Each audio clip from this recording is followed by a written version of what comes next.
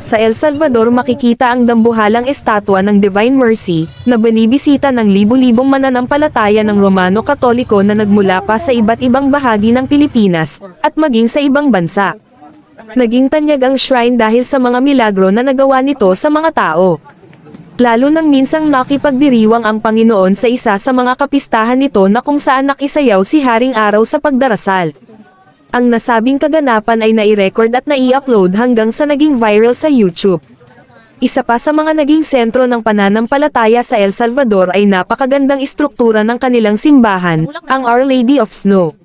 Dito mas nabigyan ng mga tao ng mas malalim na kahulugan ng pagiging isang mananampalatayang Pilipino. Sa tulong ng simbahan ay napag-isa ang iba't ibang sektor ng lipunan mula sa mga kabataan, mga matatanda, mga may asawa at iba pa. Sanhi para maisulong ng El Salvador ang pagbabagong minimithi nito bilang isang